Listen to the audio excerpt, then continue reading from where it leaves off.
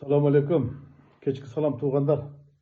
2-3 күн мурун мен эл ырчысы Элмирбек жөнүндө бир эки ооз пикиримди айттым эле, калтырдым эле. Аябай эле көп талкууга алынып кетиптир. Каршы жакшы пикирлер жазылыптыр, жакшы пикирлер арбын жазылыптыр, каршы пикирлер да бир 2-3 пикир жүрөт. Ошо 2-3 пикирге жооп бергим келип атат да, эмне эле Элмирбекке карасантайлык кылып атасыз, көрө албастык кылып атасыз дегендей кылып жатыптыр. Ошого жооп бербесе болбос да. Мен андай оюм жок. Элмирбекти мен эң жакшы билем. Ага ини катары мамиледе жүргөм. Мен ал жерден бир нерсени айткым келди, бир нерсени ачкым келди. Элмирбек эгер көзү тирүү болгондо ага ушул эки наам сунуш кылынса, ал эмгек баатырын алмак эмес, эл акынын алмак, эмгек баатырынан баш тартмак, өзүнүн чоң тайтасы Эшмамбеттен ашып бармак эмес, андай сыйлыкты алмак эмес деген гана пикирди айткым келген болчу.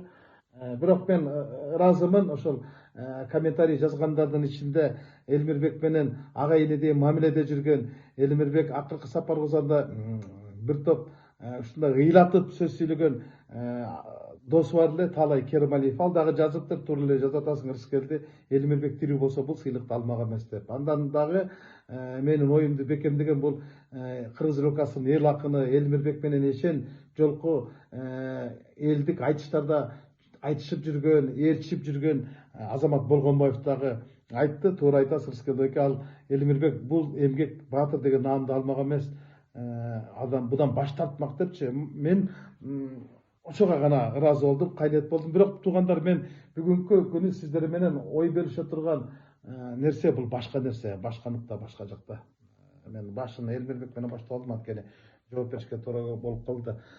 Көрүп атасыздарбы, байкап атасыздарбы, эгер социалдык тармакта мындай сергек сереп салган болсоңуздар, бир теманын тегерегинде эки топ болуп тепкилешип атат да, аябай опурталдуу теманын тегерегинде ушундай кыл чайнашкан, кырчылдашкан кармаш пайда болду. Жөн эле тыкшып атат да, бул кошок айтуу же болбосо адам өлгөндө үн чыгарып өкүрүү, бул Кудайга жат нерсе, Кудайдын буйругуна каршы чыгуу деген пост жазылды. Анын алкагында акыйнек айтышкан адамдар арбын болуп кетти. Мен ошолорго карап турдум да, анан ушул оюмду ортого салгым келди да. Атаңгөрү мындайда тура да албайт экенсиң да.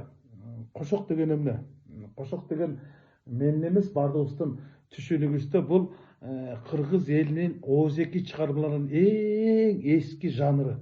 Мындайча айтканда, кылымдап жашап келаткан кыргыз менен кошо жашап келаткан бул кошок. Бул салттуу ыр десек да болот да, кыргыздын салттык ыры кошок.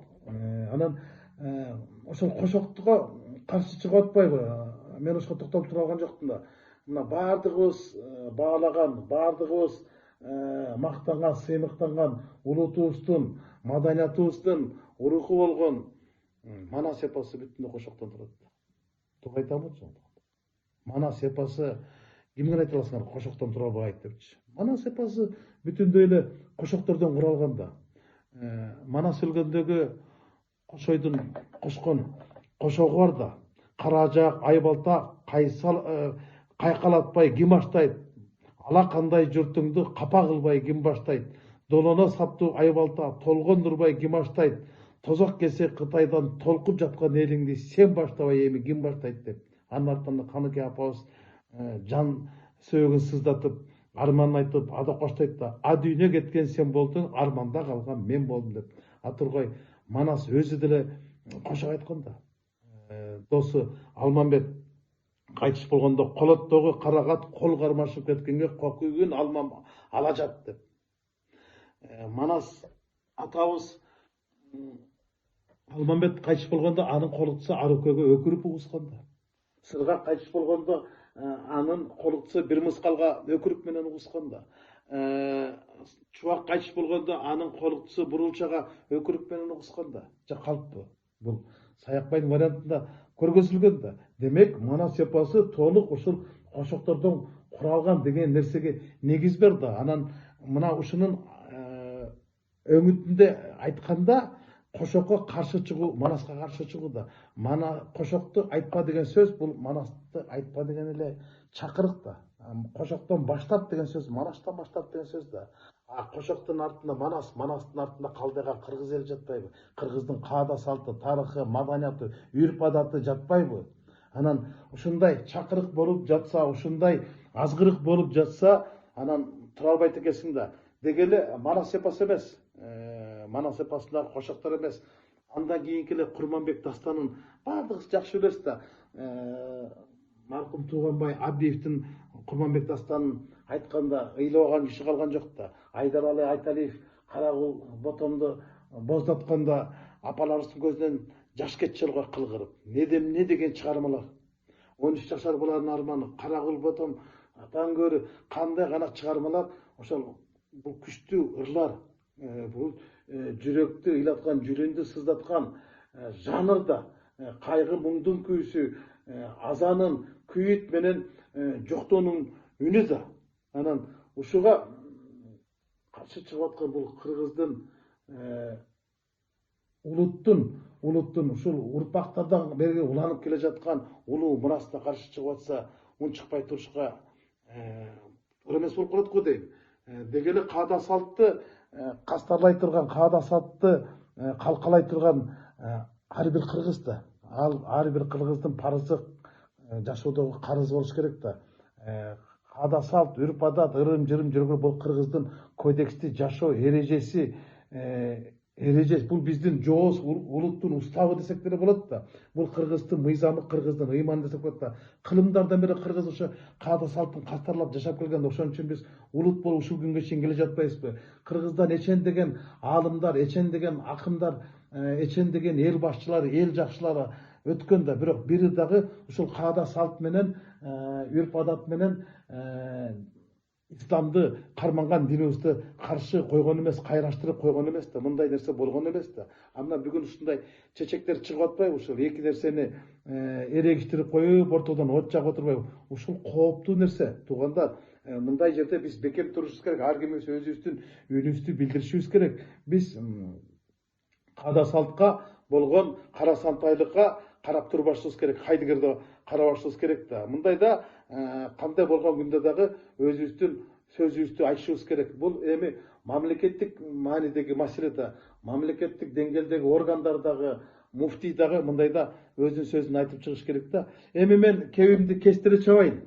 Токотер жерин айтайын да, этегинде бир нерсени мисал кылып айтайын. Мен өткөндө Ноорузга боюнча өзүмдүн пикиримди айтып, буну эмне үчүн майрамдабаш керек деп чакырык кылып атасыңар. Бул деле тиги Иранда пайда болгон, Иран деген ал биринчи ислам немени алган, ислам республикасы деген макам алган мамлекет да.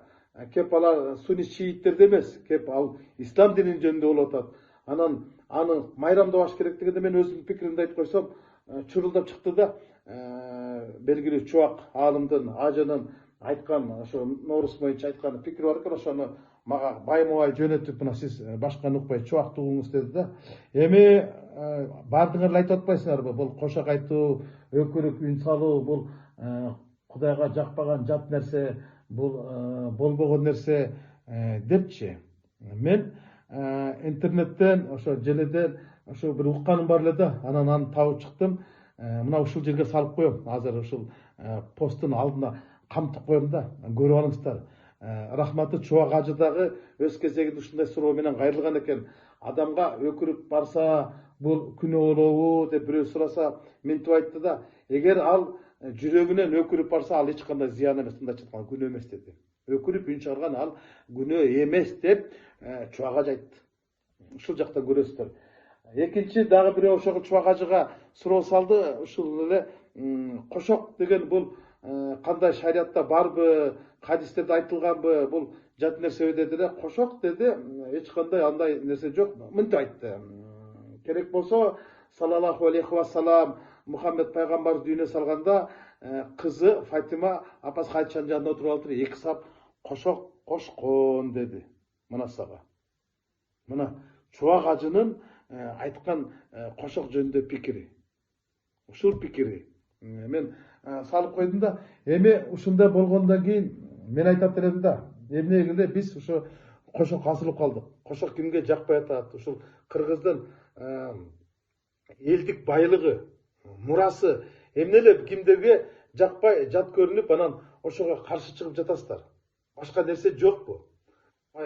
Күчкөңөрдү алыс ойноду дегендей, мындай өзүңөрдүн эле жолуңар менен кете бергилечи, бай болгурлар.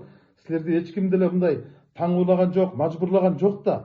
Эмне кылып атасыңар, эмне кылып атасыңар? Эми силерге жакпаса кыргыздын каада салты, атаңар өлөбү, апаңарга айтып дүйнө салабы, кошок коштурбай эле, этин муздатпай эле эртеле апарып көмө бергиле.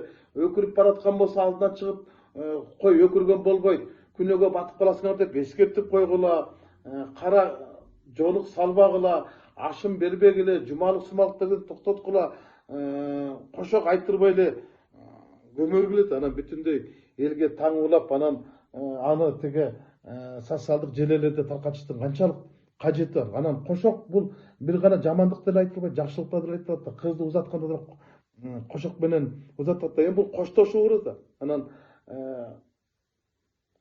пендени деле Кудай жаратат да. Кошокту деле ошо пенде жаратып атпайбы? Касиеттүү болбосо, талант болбосо, кошок деле көрүнгөн киши кошо бербейт да. Кошок деле ошол жүрөктөн чыккан, ый менен чыккан ыр да. Ый менен чыккан ыр да. Аны дагы ошол өлгөн адамдын улуулугун, анын баатырдыгын, анын кемеңгерлигин ошо эл журтка даңазалап айтып калайын деген акыркы арманы, акыркы дарманы да. Аны эмнеге айттырбай эле каршы чыгып атасыңар? Ар бир ата баласына айтып кетет го, керез катары: балам, мен өлгөндө өкүрүп көмүп кой деп. Мына менин деле атам 70 жылдан ашып намаз окуп, 40 жылдан ашып динге кызмат кылган адам ошол өлгөнчө айтып жүрдү: балам, мен өлгөндө өкүрүп көзүңө көп жаш чыгарба, бирок өкүрүп көмүп кой деп. Мен деле балам айтам: балам, кандайдыр бир мен дүйнө салып кетсем капилеттен, өкүрүп мени көмүп кой деп. Бул ар бир адамдын, кыргыздын парызы, кыргыздын ар бир атанын балага айта турган керези да. Эмнеге эле бугуну каршы чыгып өкүргөн, эмне үчүн кыз атасы менен ый менен ыр менен коштошпош керек? Эмне үчүн бала атасына өкүрбөш керек? Эмне үчүн? Бул деген тетиги кыргыздын кыргыз эми дегелечи мындай да бир дагы бир нерсе айткым келет да. Эми Куран пайда болгондо алар жазылган эмес да. Кайсы бир жылдардан кийин кыргыздар дагы ислам динин кабыл алат. Анан алардын каада салтында ушундай нерселер бар, кошок ырлары, өкүрүк деген бар. Ошолор карама каршы келет деп. Эми бул эми калп нерсе да. Ошондуктан мындай элди эки бөлүп, диний кастыктык козуткан нерселерден биз алыс болушубуз керек го дейм. Кандай болгон күндө дагы кыргыздын келечегине, кыргыздын каада салтына, үрп адатына каршы кандайдыр бир карасантайлык нерселерден алыс болгонубуз жакшы го дейм. Болгону ушул сөздү айткым келди да. Аябай ушул жүрөгүмдү өйүп туруп алды. Ошо кошокко каршы чыккандар, Манаска каршы чыккандар, Манаска чыккандар, кыргызга салтына, калкына каршы чыккандарды эле кабыл алып, анан ушул сөздү айтып койгум келди. Эгер кимдерге жакпай калса, жүрөгүңүздөргө жакын албаңыздар. Болгону мен өзүмдү, оюмду, пикиримди айтып алгым келди. Ыраазычылык билдирем. Оорубаңыздар эч качан. Жараткан жакшылыктарын жалгасын. Бар болуңуздар.